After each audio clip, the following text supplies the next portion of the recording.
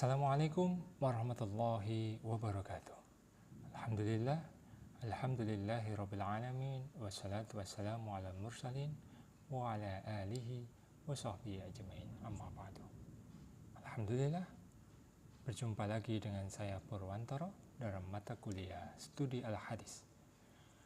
Di pertemuan yang ke-8 ini, kita akan bersama-sama belajar tentang hadis dari sisi kualitasnya.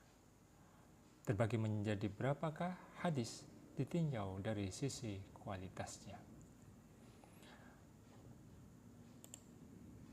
Kita akan belajar bersama-sama.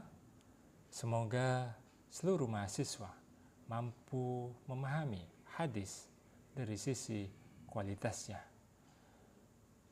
sehingga nantinya mampu juga melakukan penelitian dalam kajian hadis. Hadis dari sisi kualitasnya terbagi menjadi 3, yaitu hadis sahih, yang kedua yaitu hadis hasan, dan yang ketiga adalah hadis dhaif. Apa pengertian daripada hadis sahih?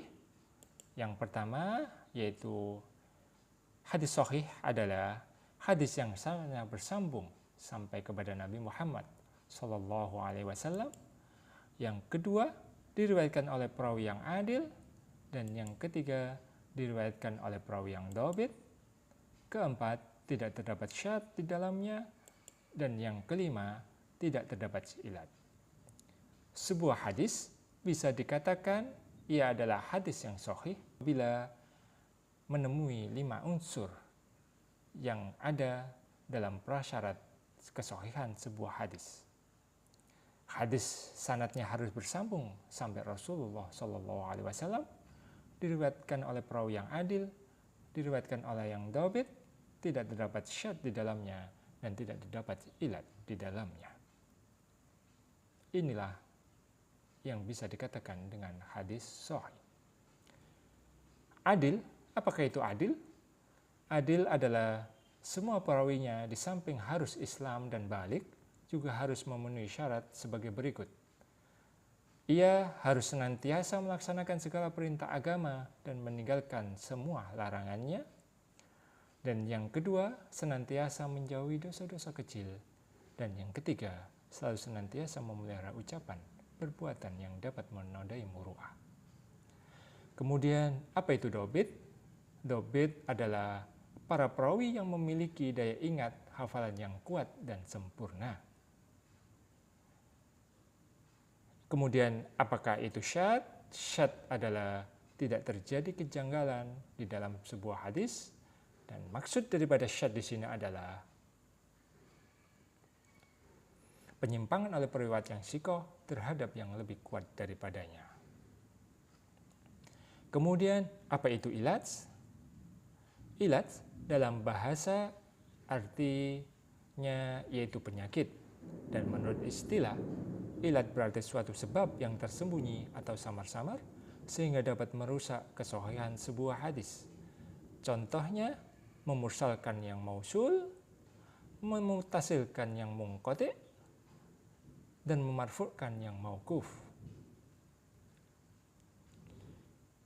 Kemudian, hadis sahih ini terbagi menjadi 2. Yang pertama, sahih li dzatihi, yaitu apabila sebuah hadis yang memenuhi syarat-syaratnya secara maksimal.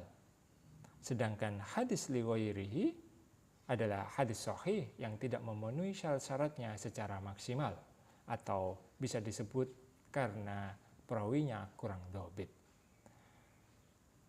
Inilah hadis sahih.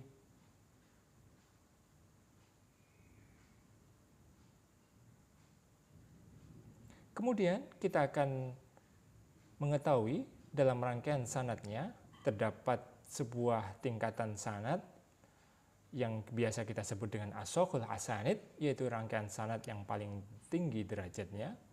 Dari siapa periwayatan sanad yang paling sahih yang disepakati oleh ulama hadis? Periwayatan sanad yang paling sahih adalah riwayat Imam Ahmad dari Imam Asy-Syafi'i, kemudian dari Imam Malik bin Anas, dari Rafi' Maula Ibnu Umar, dan dari Ibnu Umar yang biasa disebut dengan rantai emas. Hadis yang kedua ditinjau dari kualitasnya, yaitu hadis hasan. Apa itu hadis hasan? Hadis hasan adalah hadis yang sanadnya bersambung dari permulaan sampai akhir, diceritakan oleh orang yang adil, tetapi kurang kedobitannya tanpa ada syad dan ilaj di dalamnya. Perbedaan antara hadis hasan dengan sahih terletak pada kedobitan yang sempurna untuk hadis yang sahih dan dobit yang kurang untuk hadis hasan. Baik, hadis hasan terbagi menjadi dua, yaitu hadis hasan li dzatihi, yaitu hadis yang kekhasanannya muncul karena memenuhi syarat tertentu, bukan karena faktor lainnya. Sedangkan hadis hasan yang kedua kita sebut dengan hadis hasan li ghairihi, hadis yang di dalamnya terdapat perawi yang mastur, yang belum tegas kualitasnya, bukan tergolong dari orang yang fasik, mendapatkan pengukuhan dari perawi lain yang muktabar sebagai penguat. Kemudian hadis ketiga yaitu hadis dhaif. Hadis dhaif adalah hadis yang tidak memenuhi syarat-syarat sahih ataupun syarat-syarat hasan. Hadis dhaif terbagi menjadi dua. Yang pertama, dhaif karena sanadnya terputus.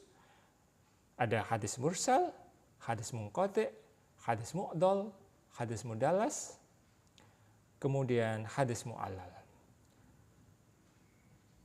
Hadis dhaif juga terdapat yang kedua, yaitu hadis dhaif karena sebab selain sanad terputus.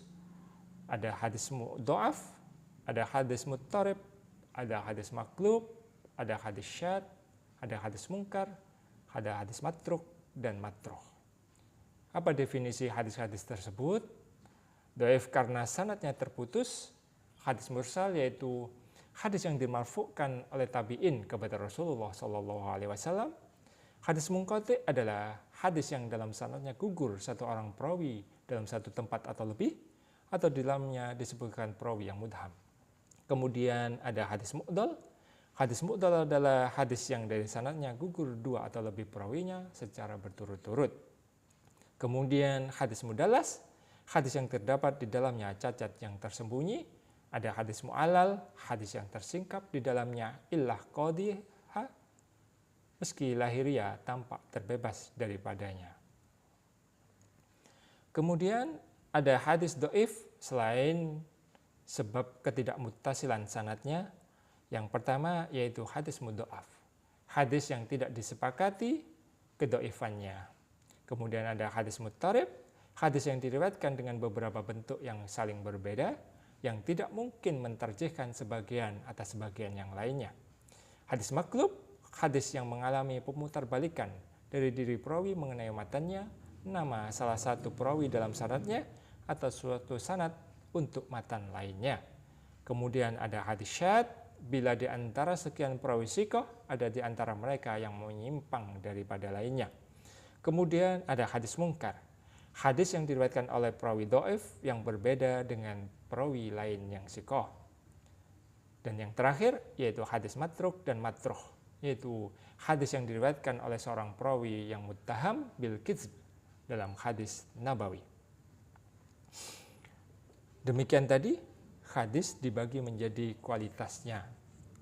Kemudian untuk menunjang perkuliahan, saya mohon dibagi menjadi beberapa kelompok dengan beberapa tugas. Yang pertama, cari sebuah hadis yang berhubungan dengan hukum ekonomi syariah.